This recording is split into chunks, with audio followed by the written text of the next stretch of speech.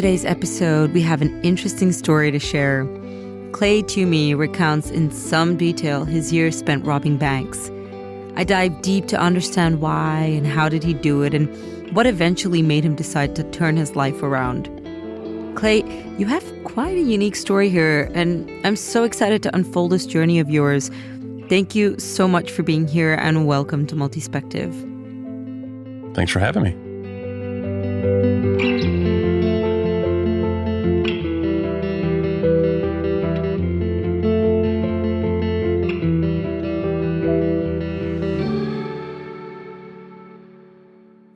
So Clay, can you tell us a little bit about where you are from, what it is that you do?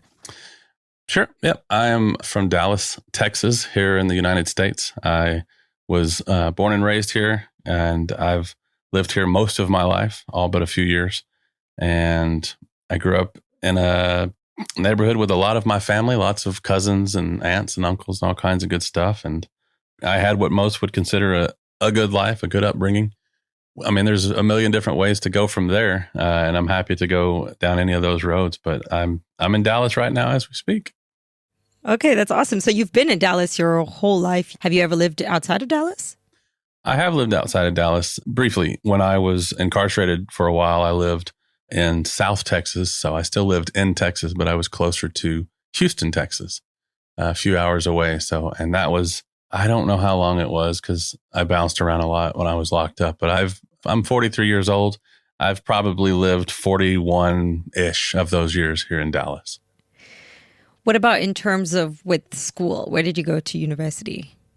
I did not go to university. I was working full time before I finished high school. And once I graduated high school, that was it. I did not pursue anything else after that. I was happy to go into full-time work. I hated school. I was one of those students where school was easy for me, and I got in trouble a lot because I was bored. And by the time I was graduating high school, I didn't want more. I was happy to go work. Would you say boredom was a driving force for a lot of decisions that you made in your life? I naturally seek to learn things. And so if I'm in an environment where I'm allowed to learn, that's theoretically supposed to be a good thing. But if it's all so simple that I don't feel like I'm learning anything, I have to find a way to enjoy it some other way. So I would be disruptive or, pick on the teachers, or not pick on them in a physical bad way or anything like that. But I was a class clown. I didn't really care about school too much. And it was pretty early in life I stopped caring about my education. You have quite a fascinating story. You decided to rob banks. Can you tell us a little bit about that? I was in my mid to late 20s when I started robbing banks, actually. So that was almost a decade after high school. I was a jeweler. That was my first job when I was coming right out of high school. So I was 17-ish years old. I was a jeweler's apprentice. I loved everything about that. I did that for a few years. From there, I was a musician and did that for a little bit. After that, I was a mechanic for turbine engines, which I was pretty fascinated with. And I never really found, whether it was with the good job that I had or, I was married at the time. I didn't really find a lot of joy in any of the things that I was doing. And I was 26 or so years old, still looking for a way to enjoy life. So that's where bank robbery kind of snuck into the picture. Long story short, seemed kind of exciting. Seemed like something that was worth a try just because it's high risk. Stuff like that's exciting to some people. So I'm one of those people. So it was like chasing the thrill, the adrenaline rush for you. It was. I think initially it was less of the thrill and adrenaline rush and more of the, can I do this? Can I get away with it? Can I, roughly half of the people who do it get caught. So can I find a way to be in the half that doesn't get caught? And when I very first started, that was the angle that I came from.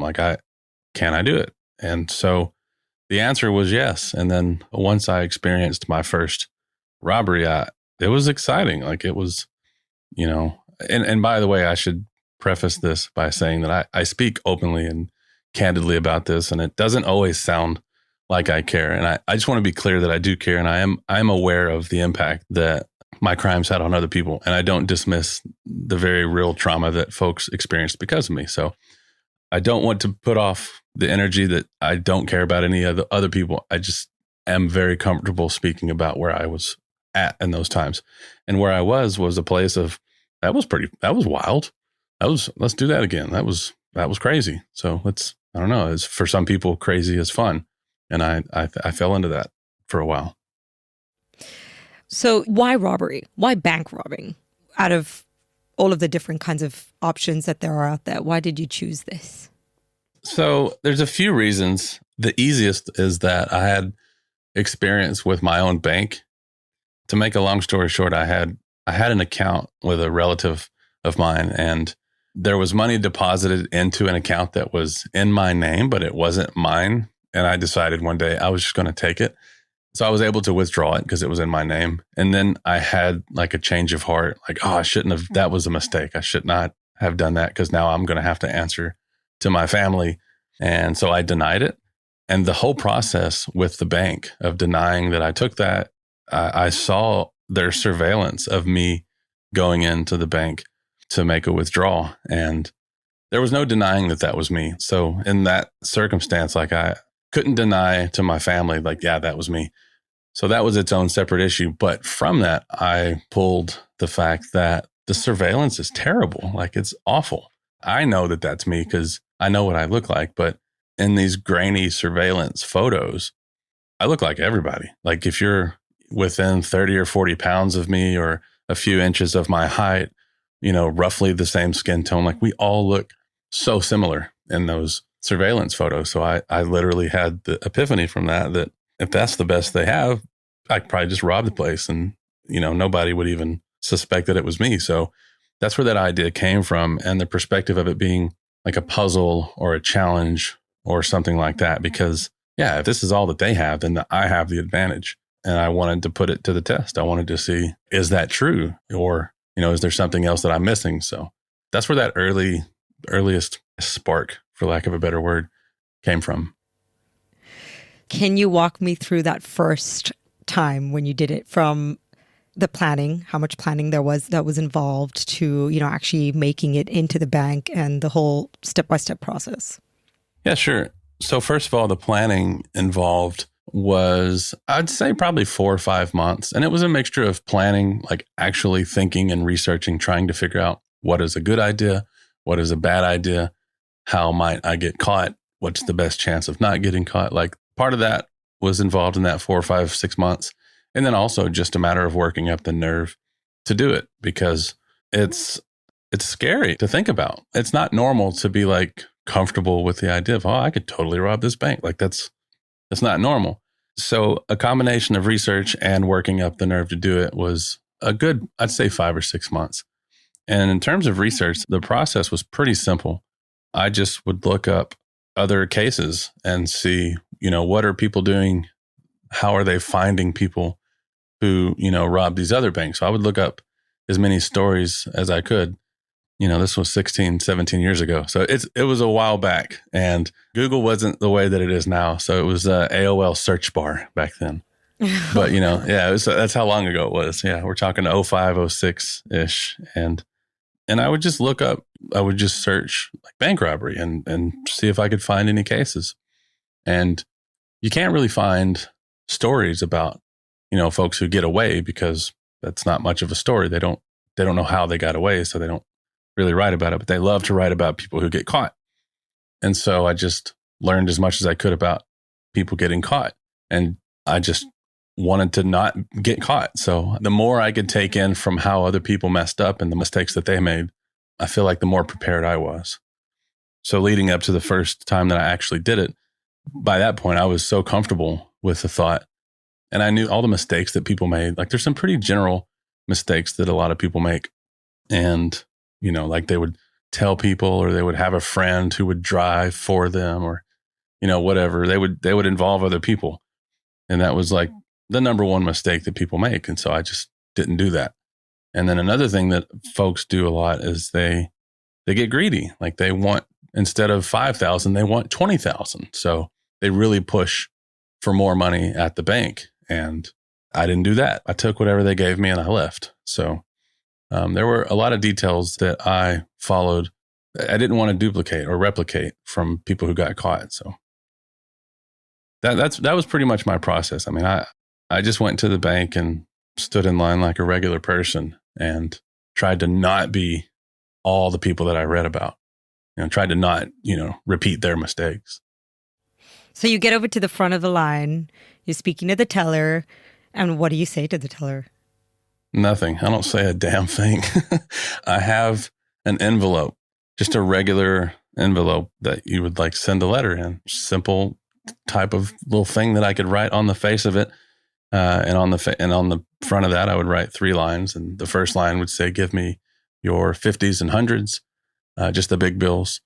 And then the second line would say something like, I don't have a gun, or I'm not going to hurt you, or something to that effect. And then the third line would say, it's not a joke, or I'm serious, or, basically told them what to give me, and I'm not armed, and this is real. So some variation of those 3 instructions, and I would just hand them the envelope. I wouldn't say anything, and they would read it and look up at me and see that I was for real. They would put the money in the envelope, and then they would give it back to me, and I would leave. And it was no different, aside from the criminal aspect and a lot of the things that, are wrong about it. But in terms of like the mechanics of the robbery itself, it's no different than being a regular customer where you walk in and do business and leave. And that's it. It's very quick. You're not running in and yelling, hey, this is, it's not like Hollywood. This is a holdup. Everybody freeze on the ground. Like I didn't want, a bank full of people looking at me. That's a bad idea. Right. Yeah. And especially in Texas where, you might have somebody trying to be a hero, and I don't want to be on the receiving end of that. So the comparison I usually make is you take away the bank, take away the robbery, take away the crime, all that stuff, and just ask yourself the question of, how do I order a cup of coffee at Starbucks? Well, you walk in, you tell them what you want, and they give it to you, and you leave. Simple as that. That's how I robbed banks. That is just so absurd to me, because technically what you're doing is just asking. It's not a crime to ask. It's like if I went to a store owner and I said, hey, can you give me those chocolates? I'm not going to hurt you. Yeah. I'm not going to do anything. I'm just going to take those chocolates and walk away. And that person gives it to you. Technically, it's not a crime then, isn't it? It's like a gray area. You've asked and they've given, fully wanting and willingly. So, and you literally told them you are not armed. So there is no reason for them to be fearful, scared, or anything, but yet they still followed suit. I'm not understanding that. I mean, how did you pull that off? What's the psychology behind this, in the sense that how is it that these tellers have just gone ahead and given it to you, knowing well and clear that there is nothing you have over them? Well, I would love to say that I have some magical powers that make people just do what I say, but it's nothing like that. It's simply bank policy. That's the rules. That's what they do. And by the way, a lot of folks do say, technically it's just asking for money, or technically, it's like by the language, I guess it is technically true. The law is very clear, though. There is no gray area with the law, at least here in the States. And the implication that I'm there for their money. And it wasn't like, hey, would you mind spotting me an extra $50 or something? It wasn't like a casual, it was a direct order. Give me your 50s and 100s. And by definition, the threat of violence is implied, even though it doesn't matter what I say. I could say, I don't have a gun. I'm not here to hurt you. I'll send you a free puppy. Like, nothing I say after that matters. It's the threat of violence is implied by me, a non-employee, being inside of a bank saying, give me your money. So it's a robbery, cut and dry. On the outside, it's less violent than one might expect with the guns a-blazing style of bank robbery, where you go in and beat people up and tie them and take hostage. It's not that. So I'm not saying that it's full-blown chaos, but the threat of violence is implied. And that's the reason that they have policy. Every bank in the States has a policy of complying. So if you walk in, you can literally say, give me $27.82, and they will. That's what they're trained to do. They don't care about their money the way that they care about their employees or the customers or all the other humans that are inside their bank. So they're going to give me money to leave so that the threat or the risks of danger to their employees and their customers, that threat needs to go away. So the sooner I go away, the threat goes away with me. So they comply. And I know that. I know that's how it works. So that's part of why it's so easy to walk in and just say, give me your 50s and 100s. Because I know that they're going to. They have to. That's their job. Was there ever a time where anyone did actually go against their regulations and say, no, or we don't have the money, or we cannot do that, or let me just give a call to the manager before I do anything like that?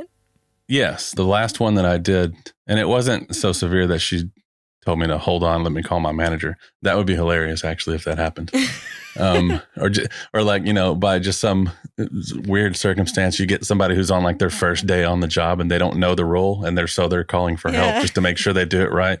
I could see that being some kind of hilarious scenario. That's funny. But no, the last one that I did, she did comply and she didn't call anybody over, but she didn't give me all of her 50s and 100s. She gave me just a few. Instead of several thousand, it was a few hundred.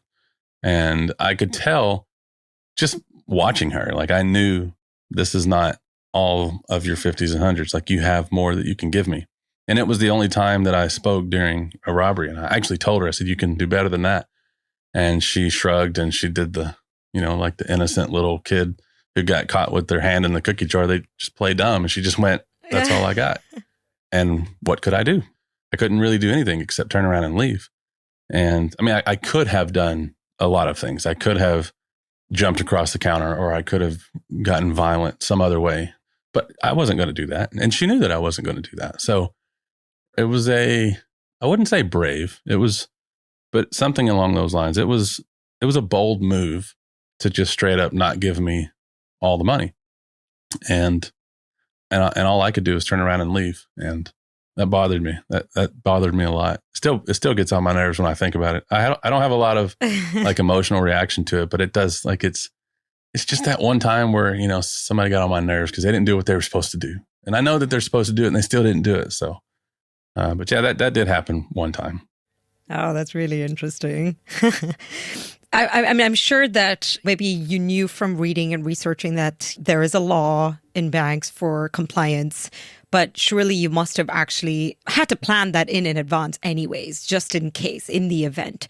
So generally, I mean, this was the first time that you'd ever experienced it, but you said this was the absolute last robbery that you had done. What about before and all the other robberies? Did you plan ahead in the event that, they don't comply? These are the steps I'm going to take.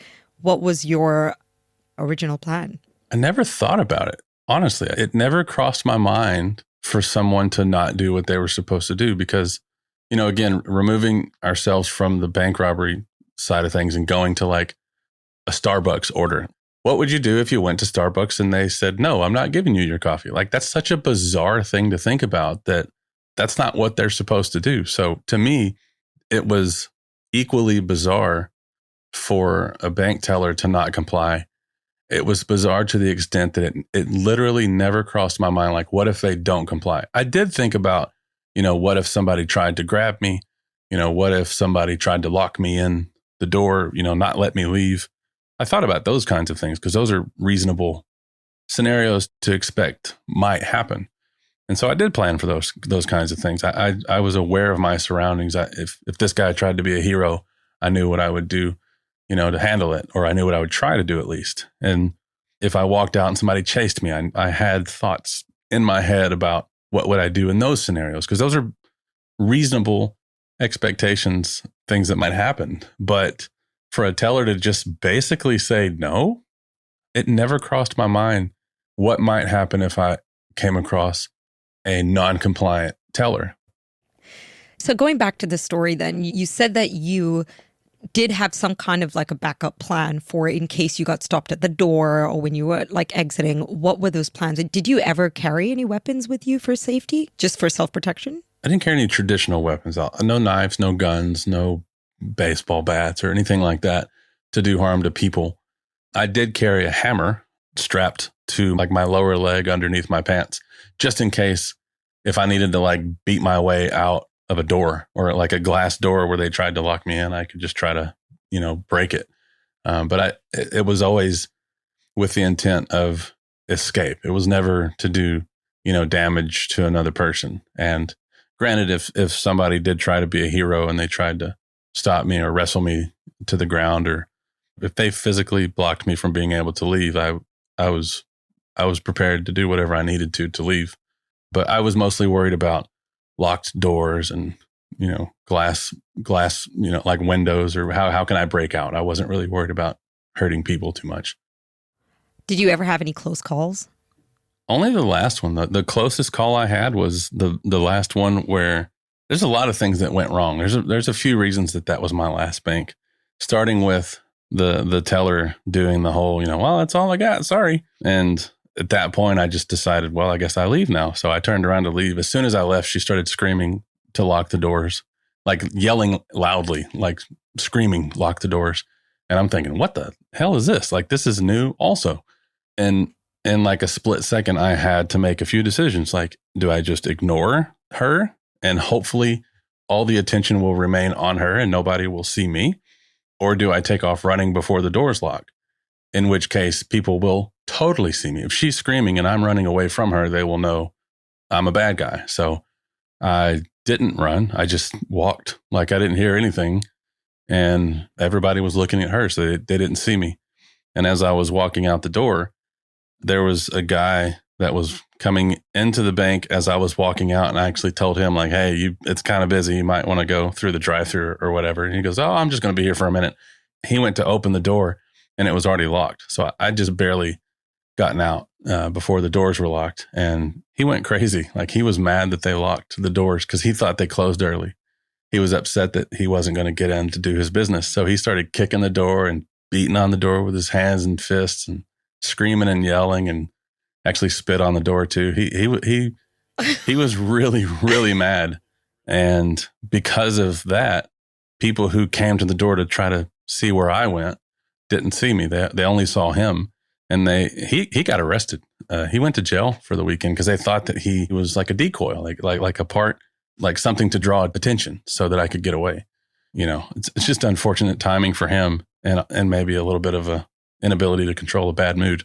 But beyond that, like I walked across the parking lot behind I think it actually was a Starbucks, and next to a restaurant where I parked, and my truck was in a parking spot, and there was a cop car like blocking me in. I'm thinking, like, how is this possible that they're already here and then I'm blocked in, because their lights were on and everything. And again, I just thought, I'm just not going to react. I'm just going to say that this is a weird coincidence and pretend that I don't see him, and whatever happens, happens. And just before I got to my truck, the cop jumped in his car and sped off. And as it turned out, he was on a regular traffic stop. He just had somebody pulled over, and he was the first responding officer to the robbery. So he got in his car and drove across parking lot to the bank. Had he just ran on foot, I would have been blocked in. So I got in my truck and I left, and I didn't get caught. There were a lot of things that happened in that process that could have gotten me caught, and everything that went wrong, aside from me being caught, everything that went wrong there could have gone wrong. Like, it was a cluster. It was just a mess, but I still managed to get away. So even my worst case scenario, I was still fine. Wow, that's crazy. I mean, like, everything that could have gone wrong, but at the end of the day, you still got away. In a sense, must have been like a huge relief almost. But I can see also why that kind of shook you into deciding to stop as well. Yeah. On one hand, it was like, that was just crazy. Like, the math on that is just so bizarre. To have all those things happen in one robbery was just really, it was just a really slim odds. And also it kind of made me realize, like, I don't like this anymore. Like, this is not fun. I experienced no adrenaline in any of that. All the things that made it exciting and dangerous, before, the excitement was gone and it just felt dangerous. And it also felt kind of stupid. Like, that's all that has to go wrong for it to not turn out well, is starting with a teller who literally just says, I'm not doing it. And then I almost got locked in. I almost got blocked in by the cop car. Like, there's so many things. And I didn't experience any of the rush that I had before. And it just was like, and by that time I had become a dad. So my first son was born, and there was a lot of shame with that, because I'm this 2-month-old baby boy at home, innocent, perfect little thing. And I'm his dad. And I felt embarrassed. It's just, this sucks. I didn't want to be that person, and I didn't want him to have that dad. So that was it for me. I was done. Did it ever boil down to, the morality of it? I do wish that I could say that I just became a moral person, and I thought I wanted to do the right thing for once. I don't have that. It's nothing that I've ever really experienced. I mean, the things that I choose to do or to not do are based on what I think is good, and not necessarily compared to like cultural norms or morals or anything like that. So it's kind of a bummer, because it makes me look bad to say that, but it's the only true thing to say. Like morals, morality, ethics, all that stuff, none of those play a part on whether or not I continued robbing banks, And I mean, granted, I wake up every day with the option to rob a bank, and I don't. So it's not that, but it's okay. I just don't want to. Then I don't have a reason to. Like, people have asked me, well, what would you, if your son got sick and you needed the money, blah, blah, blah, would you go rob a bank? And the answer is, yeah, of course. Definitely. Like, I care about my son more than I care about the law. I care about my son more than I care about almost anything in life. So yeah, of course I would. I just wanted to ask just a few more questions about the actual robbery. So how many times did you do this? I do know. And I'm not answering, and I'm smiling to the listener that can't see. I'm smiling. This is funny to me, because usually this comes like 30 minutes ago, like really early. People ask me how many banks and how much money, and they're the only two questions I don't answer. And I'm okay being asked them, by the way. And some people have asked me like over and over and over again, thinking that they'll break me, and I just don't. But for the curious, I served time for three bank robberies. So, and those are the three that I talk about. And it would be foolish to talk beyond that. When was the first time you ever told anyone about this side hobby or career of yours? Did you ever tell anyone while you were doing it? I definitely never told anybody while I was doing it, because, like I said earlier, that's the number one rule. Like, you don't tell people. You don't have a partner. You don't brag to your friends. You don't say stuff like that. And I do have friends who will say that at some point in our life, like before that I would make comments like, yeah, I could probably rob a bank or whatever. So maybe in that context, people had heard me like consider it or say it or whatever, even though I don't remember it. But in terms of like actually doing it and talking about it, that was absolutely not. And the first time that I did tell somebody was when I called the police. And the last bank that I did was in December of 2006. And I called the police in May of 2007, which was, 5 months later. And I decided to turn myself in, go to prison, go to jail, handle it, do all that stuff. And the dispatch, the person who answered the phone at the police department was the first person that I told. And even then it was just a very casual, hey, I have some information about a robbery that happened, on December 13th. And they were like, okay, well, what do you know? I said, well, it was me. Oh, okay. Well, what do you want to do about it? And I said that I wanted to, I guess, turn myself in. They said, okay, well, go ahead and come. And they, come to the police station, and we'll see you when you get here. And it was weird. Like, I think they thought it was a prank call or something, maybe, because they didn't take it serious. They didn't take my name. They didn't do anything. They just said, let us know when you're here. Okay. So the police were actually the first people that I told. So your wife, for example, your partner at the time, or your closest friends, or whoever was really, really close to you, found out about it after you had already turned yourself in. What was that like for them and for your relationship with them? So my wife at the time, I called her to let her know that I was going to be going to jail. And I didn't tell her why. I called her actually before I called the police. I didn't want that on her shoulders. Like, I didn't want her to have to deal with that. So I just told her that, I'm going to be gone for a while, and I'll call her when I know more. And I didn't want to tell her, because if I chickened out and didn't call the cops, I didn't want her to have to live with having to hide my secrets. So I didn't tell her what I did. I just said, I'm going to be gone for a while. And my best friend was a police officer. So I definitely was not going to tell him anything, even though I actually think he would have not had a problem holding that secret. I just didn't, it felt weird. Like it's not one of those things that I saw fit to share with anybody. Like I'm comfortable talking about it now. It's all in the past, and there's some value in talking through that. And so I'm okay talking about it, but in the moment, why would I do that? Like, why would I want people to know? It's only going to make their life worse, you know? And I didn't want to do that. So it's interesting though. Like, did it ever feel kind of isolating though at any point? Kind of feeling like I just wish that there was someone I could just like tell, someone who's really close to my heart, who can be a part of my inner it's circle. funny, the word, isolating, that's a common theme through my whole life. Like when I was a kid, I would isolate myself, or my decisions would result in isolation, and I'm comfortable with that. It's fine. I'm used to it. I grew up on my own anyway. Like I mean, even with a big family and surrounded by people who cared about me, I often felt like I'm on my own. Like I'm in this by myself, and I just happen to have people around me. So for me to feel isolated isn't even an uncomfortable thing. It's not unfamiliar either. So I don't know. Maybe I did feel that. That's normal for me. I mean, I'm used to that. And I just didn't see the value. Like I would rather be isolated and, know this myself than to bring other people into my, kind of messy situation. And also, by the way, it's probably worth mentioning that sometimes it's fun to have a secret. Like that's a real thing. And I don't know that I consciously thought that or decided that in the moment, but it's cool to know things. Like when you know something that nobody else knows, that alone can feel kind of neat. Yes, isolated, but also like, I know something you don't know. And that's kind of cool sometimes, Yeah. So you call the police, you turn yourself in. The police said, come to the station on your own terms and your own time. So I'm guessing you went to the station yourself?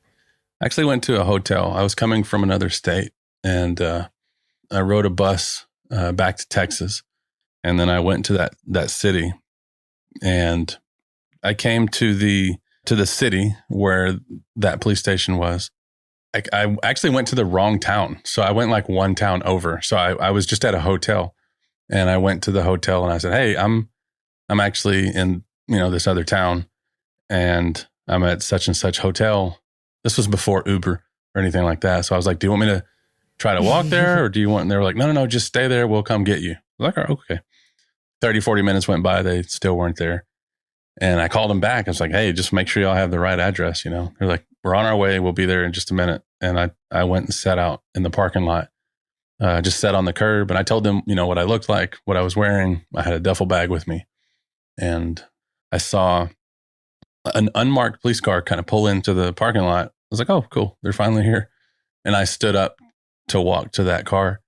And when I did, I heard yelling behind me, get on the ground. And they had me surrounded. I didn't realize that they were all kind of like setting a perimeter, and there were a lot of them, and they were all, guns drawn, yelling at me, get on the ground. And so I did. And it was pretty intimidating, actually, to have that many people aiming a gun at you and ready to kill you if you did something wrong.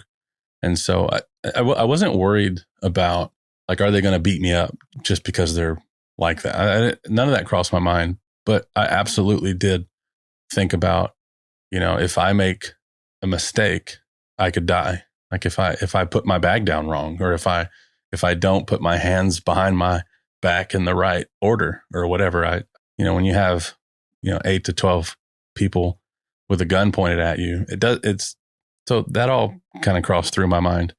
That was stressful, to say the least. And so I complied. I did everything right. They didn't shoot me. So that was cool. And they arrested me and immediately started asking me questions that were more consistent with a casual interview like this than like the typical police interrogation. Like they were like, what are you doing? Like, why did you turn yourself in? Why this? Why that? was very casual conversations that I felt like I was having with him. I trusted that they were there to do the right thing, like to do their job or to do, like, I really didn't worry about them being crazy. I worried about them misinterpreting something I did. And even in the moment, it felt very Hollywood TV kind of vibes. And, people die in the movies. I did not want to be that. I didn't want to be that guy. Were they clear in their instructions as to what to do? Crystal clear. They were so clear, and I was so obedient. And even to the point, I was having the thought in my mind at the time, like all the teachers that hated having me in their class because I didn't care about the rules. I didn't care about their instructions. I didn't really acknowledge authority for most of my life. And I was, even while the cops were yelling at me with their guns pulled, I was thinking all those teachers would be so proud because I'm doing exactly what I'm told. Like step by step, I'm doing exactly what I'm told to do. And it was the most important rule following scenario I'd ever been in. Clearly, it was only one of them, not multiple people yelling. So it was one person telling me what to do. And it was very clearly articulated, very easy to understand. Get down on your right knee, get down on your left knee, hold your bag out to your right, drop it, put your right hand behind your back, put your left hand behind your head, right hand behind your head, interlock your fingers. Once I had to cross my ankles. I'm on my knees with my ankles crossed behind me and my fingers interlocked behind my head. When I was like that is when they said, we're walking towards you. They were telling me what they were doing. I'm, 5 feet behind you. I'm almost to you. I'm going to grab your hand. And then they walked through everything with great detail. Wow. Yeah. It's almost like... Yeah, it was a trip. Yeah.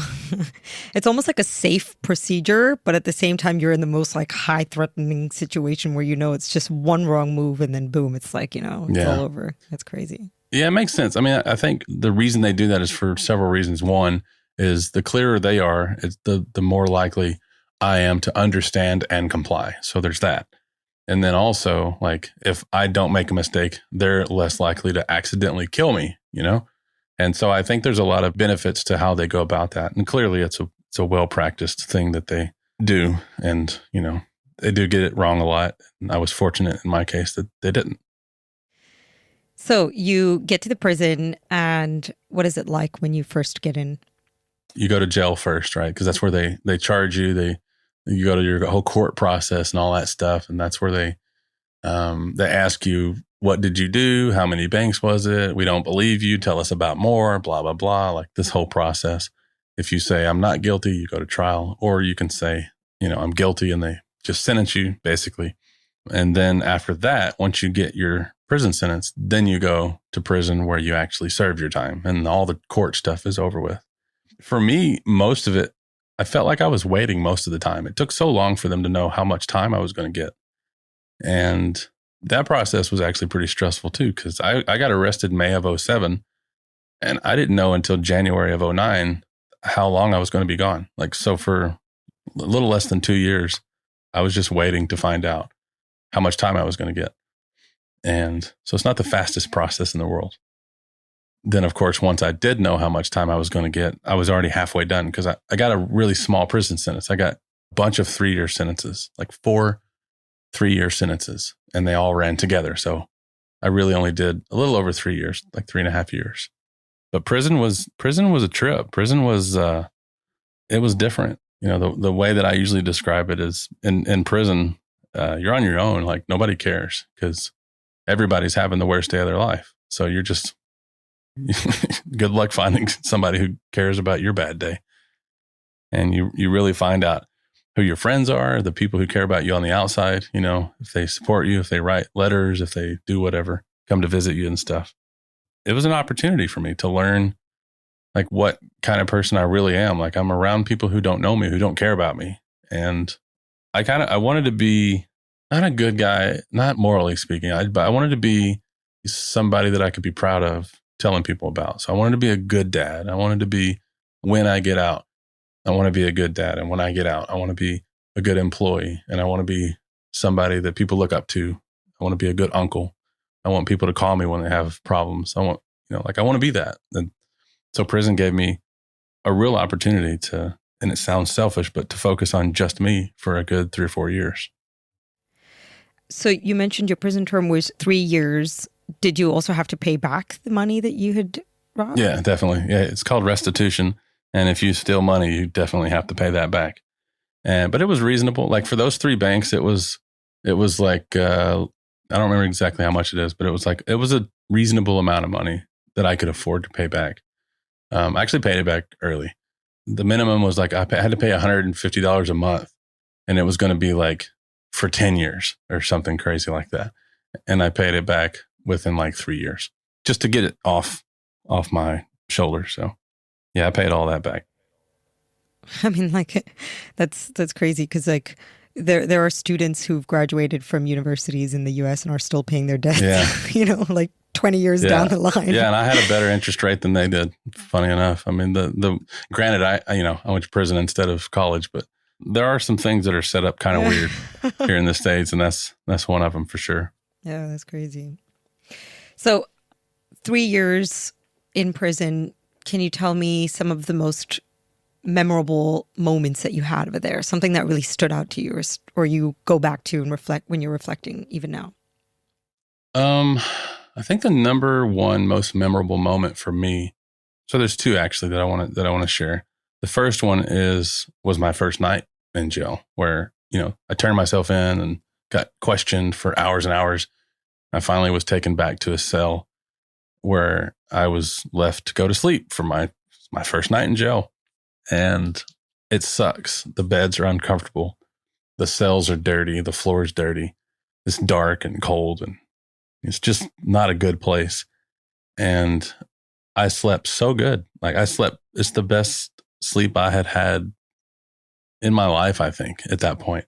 Just laying there, knowing that like all this trash that I had done and everything that was so unpleasant about life, all the stuff that I did, by the way, I was not like a victim of circumstances or anything like that. I caused all the nonsense that I was in, and laying in jail was a relief. It was over, and I knew that it was going to suck for a while. And even though it was going to suck for a while, the worst was behind me. Everything that I hated about life was over, was in the past. And so I loved it. It was great. And I went to sleep in a really like physically unappealing place, and I slept like a baby. It was great. I loved it. So that's one thing that really stuck out. And that was a very pivotal moment for me. Another moment was towards the end of my incarceration, where I was in a program that was, they call it a business program, but it was actually more about character development and how to be, all the things that I said earlier. Like, I want to be a good dad. I want to be a good employee. I want to be somebody that others look up to. Like, that's what this class was kind of about. And they did something that they call a character assessment, where your whole class do like a 360 review and give you feedback on what they see in you, all the good stuff, all the bad stuff, everything in between. And that was a major moment for me, because I thought by that point I had been locked up almost 3 years, and I had less than a year left on my sentence. And I thought I had done so much work on becoming, like, for example, I was very arrogant for pretty much most of my life. I was super arrogant, condescending. I was just a jerk, know-it-all. I would belittle other people without meaning to sometimes, but often on purpose, just because I wanted to feel better. I wanted to feel more important. And so all the time that I was in prison, that was one of the things that I'd really worked on. Like, I wanted to not be condescending. I wanted to not be, threatening to other people or whatever. Like, I wanted to get rid of all that, the arrogance. And I thought I did. I thought I had worked really good on like humbling myself and being a more decent person, frankly. And in that review, that character assessment, I found out that I was still that person. And the bummer is that the 20 plus years before that, it didn't bother me that I was arrogant.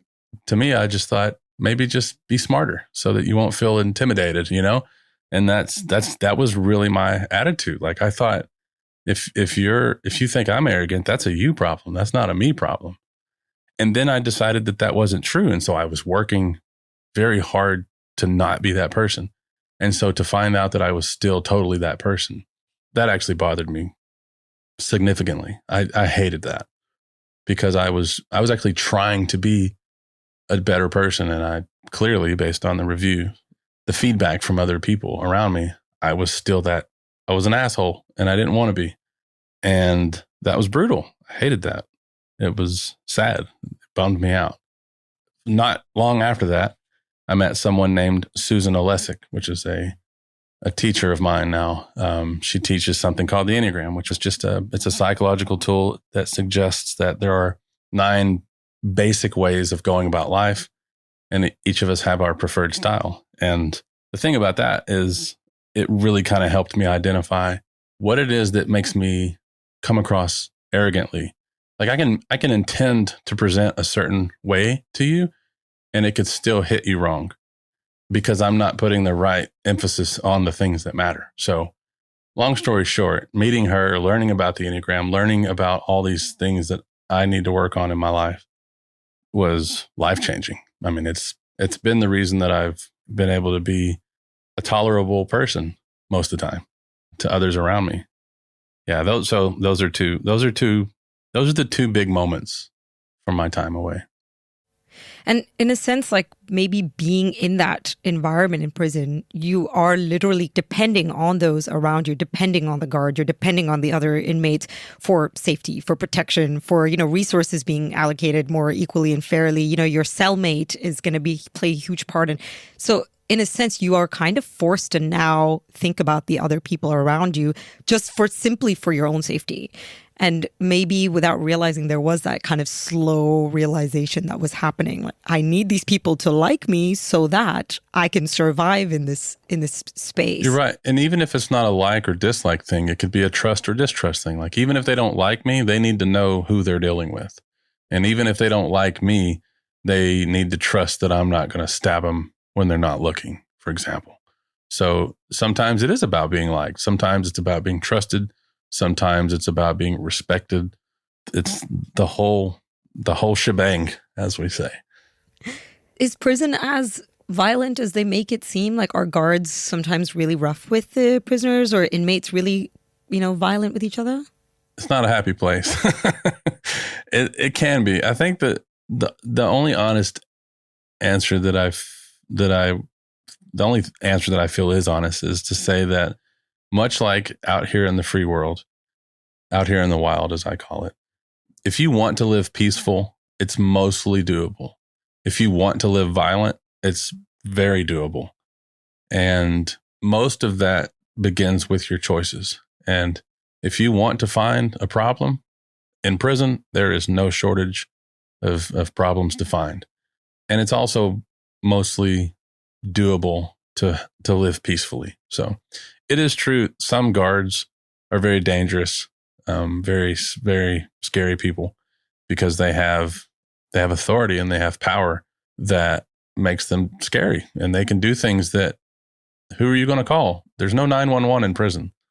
And there are other inmates who are scary people. Hollywood screws everything up. They don't do most things very accurately. So I would never say that Hollywood gets it right.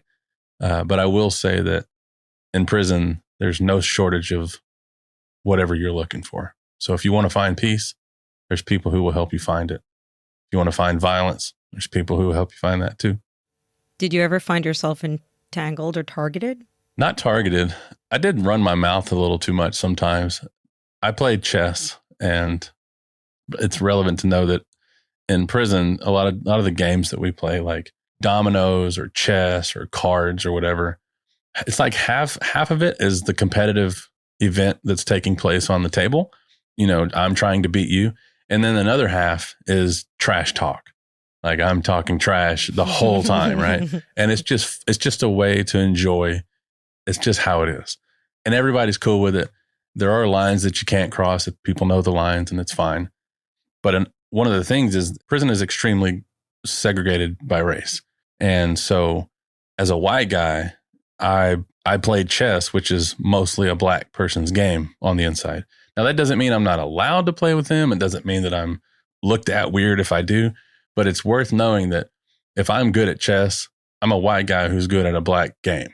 And it's relevant information because I just run my mouth a lot.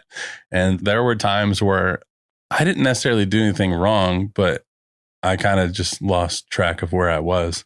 And, it's like in the movies where if you're in the wrong part of town, it doesn't matter what race you are. If you're the wrong race, it's bad news sometimes.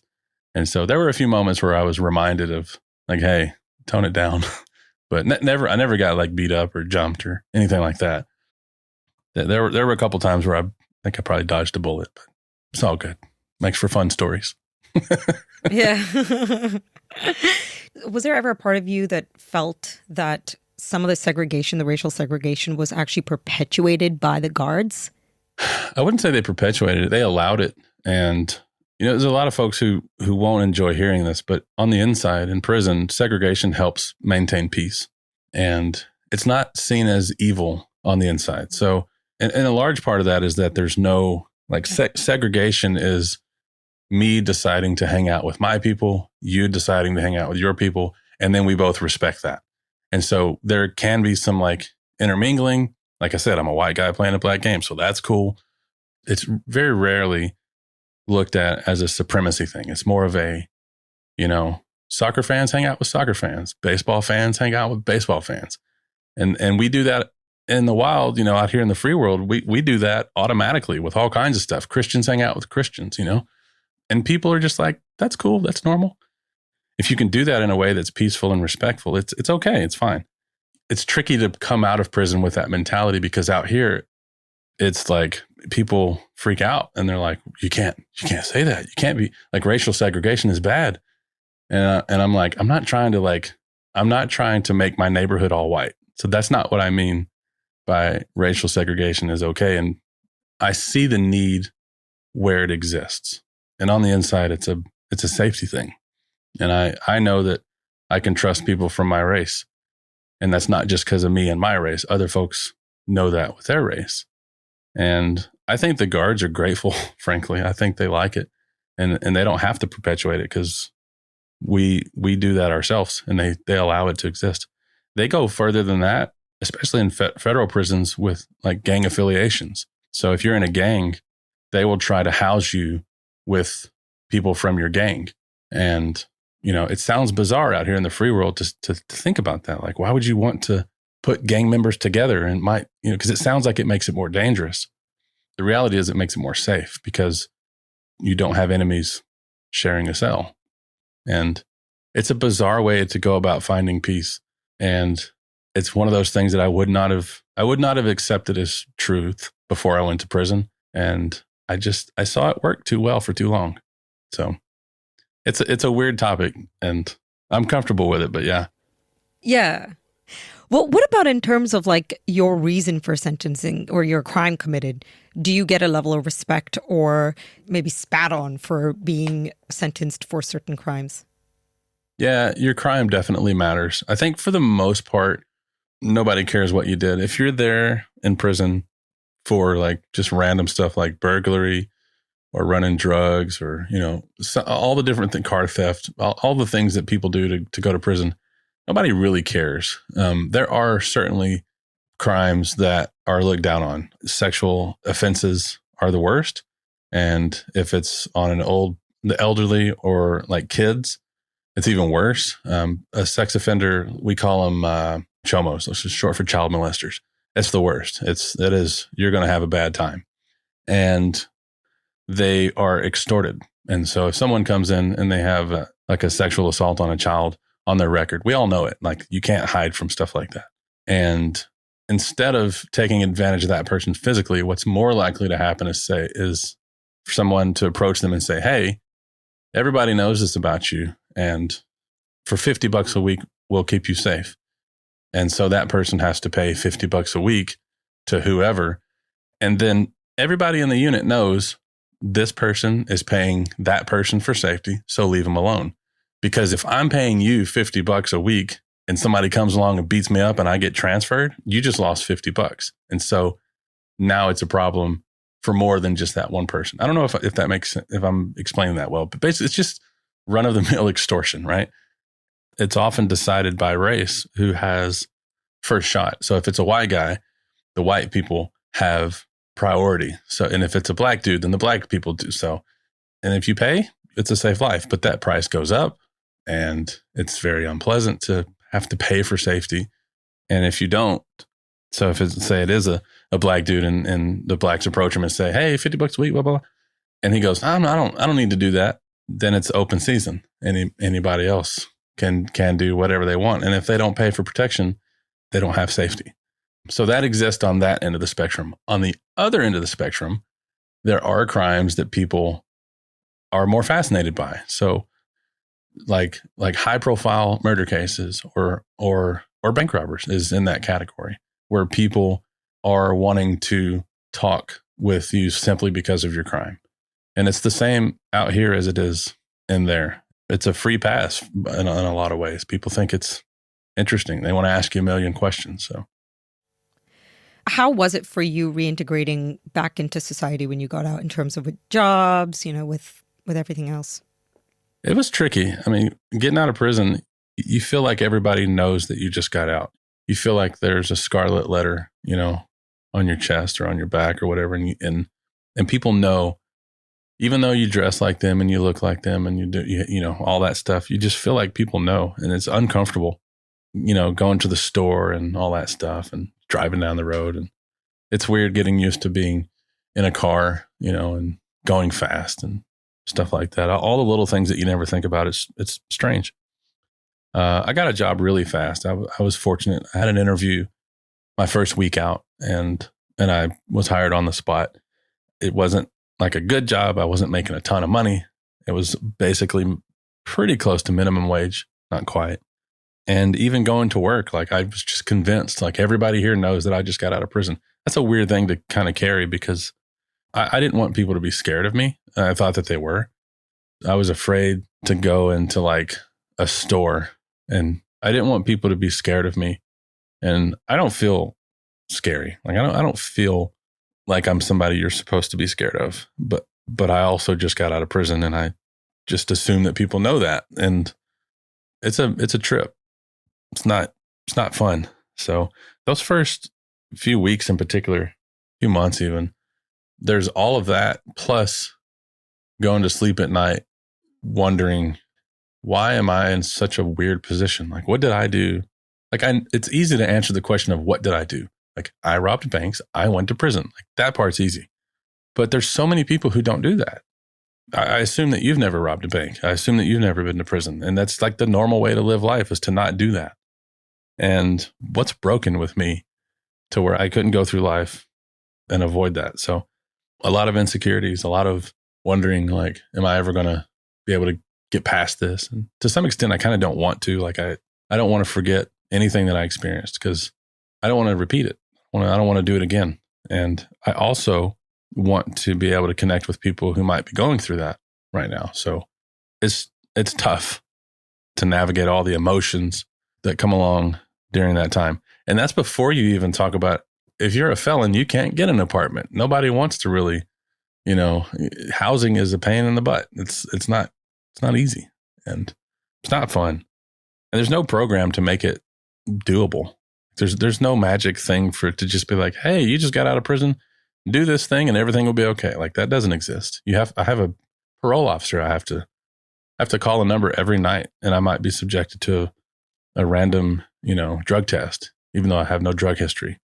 And it seems like they're more interested in finding a way to lock me back up than they are finding a way for me to be successful. So I have to fight against that. And yeah, it just feels weird. It feels not normal.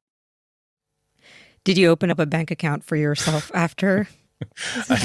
or do you not trust the bank system? No, so that first job, they wanted me to do direct deposit. And I was like, I'm not doing that. I'll just take a paycheck. And then I would cash the check at a check cashing place every week. And it was costing me money. And after, I don't know, maybe a month or two, I finally went and opened a checking account at a bank, and it was weird. Like again, I felt like they know who I am and what I did, and I don't want them to be scared. That's mainly what it is. It's not so much that I'm uncomfortable. It's more that I don't want somebody else to be scared of me. Like I was all in my own head about that. And that bank where I opened my first checking account, like my second or third time there, they got robbed while I was there. And I thought I was going back to prison because I was in line. I was in line at the bank, and I saw somebody at the teller window, and I'm standing in line, and I know what's happening, and I'm going, I can't believe this. Like I'm going back to prison. And so he left, and I'm thinking, maybe I'm just crazy. And that's not what happened. And, 5 or 6 minutes later, the police came in, and that window was closed, and they were talking to the teller. And I was just like, I can't believe this. And I made a comment to the teller who was helping me. I said, y'all had some action, huh? Or something to that effect. But basically like, y'all had an interesting day, huh? Just kind of feeling out what her reaction would be. And she just her eyes got big. And she was like, yeah. And I was like, I was convinced at that point that that's what had happened. So I actually went and told one of the officers, I said, hey, I saw all that, and I just want to let you know that I just got out of prison, and I don't want to be in trouble. And I'll tell you anything that you need to know. I just don't want to be connected to this because I'm just in a really bad, unfortunate situation. Of course, he asked me a million questions, and they didn't think that I was involved. That would be a really weird move for me to be involved and then approach them.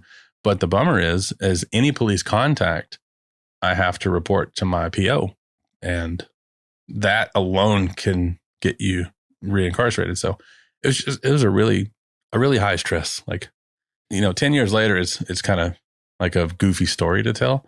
At the moment, it didn't feel like that, but yeah, it sucked. But I do have a bank account these days, though. Okay. So I'm going to end this interview with one last question. What key takeaway you've taken from your experience that you would like to impart to our listeners today? My whole life leading up to prison kind of pointed to the likelihood that I would be in big trouble one day, just because these habits started early in my life. And I think that the adults in my life didn't know what to look for. They didn't know that a disobedient 10-year-old child talking in class is showing you signs of what might be in the future. And I'm not saying that all 10-year-old kids who talk in class will go to prison. That's not what I mean. There were a lot of things in my life, cries for help. And I didn't even know that, by the way. I didn't know that I needed help. I thought I was in control just fine. The reality is the first 2.5 decades of my life were just a failure in that I didn't know how to live normal. I didn't know how to be normal. And for me, it took going to prison to find some answers to some pretty big questions. So for me, I think the thing that I would really like to plant into somebody's head if they're curious about things with their life is I think the feedback that you get from folks around you is invaluable. And I think that no matter what you think about yourself or no matter how you view yourself, it's always worth asking somebody else, hey, what do you see? Who do you see when you look at me? And I think if I had been more willing to hear that from other people, like my life could have been so much different, because I was constantly hearing from teachers, if you would just try, you have so much potential, but you just don't try. And what I heard was they just don't like me, or they just don't whatever. I wasn't really willing to hear what they were saying. And in relationships with friends, people would say, like, you're such an asshole. Like, you just don't care about anything but yourself. And what I would hear was, you're jealous. You hate me because you ain't me. Whatever, all that nonsense, right? And I think at the end of the day, for me, life started to improve a lot when I shut my mouth and opened my ears and started listening to the feedback that the world was giving me. Sometimes it's direct, sometimes it's indirect, but the world will tell you who they see. And if you like that, that's cool. Like if the world is telling you that you're a loving person, you're caring, you're giving, you're helpful, you're smart, you're encouraging, you're fun. If they're telling you all these things and you trust it, like that's a good thing. That's I don't think everybody's broken. I think if the world is telling you, hey, you're a know-it-all, you're a jackass, you're stingy, you're not pleasant to be around, I don't like you, you're unfun, you make me sad. It's worth hearing that and going, dang, is that true? And I think often if a lot of people are telling you that, the answer is, yeah, it's totally true. So if you're willing to hear that, then it can make for a better life, because I don't think people want to be that. I don't think people want to be the bad guy. Like I've lived with people who've done some pretty heinous crimes. I've lived with murderers. I've lived with rapists. I've lived with, in prison. I've lived with some high risk individuals, very dangerous people. And I believe for them the same as I believe for anyone listening. I think that we're at our core, I think we're good. And I think we're good people looking for a good place to happen. And we get sideways sometimes and we lose track. And I don't know, I can ramble on a lot about that. But I think at the end of the day, what I would really say is there's some really beautiful things that can happen if you just start listening to the world around you. And it'll tell you. People will tell you. People will let you know who you are. You just have to have the humility to hear them and to listen and to believe it.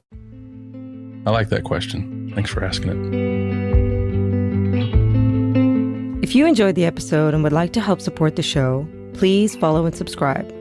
You can rate and review your feedback on any of our platforms listed in the description. I'd like to recognize our guests who are vulnerable and open to share their life experiences with us. Thank you for showing us we're human. Also, a thank you to our team who worked so hard behind the scenes to make it happen. Joe Mills, Chris Trzynski, Stefan Menzel. The show would be nothing without you. I'm Jenica, host and writer of the show, and you're listening to Multispective.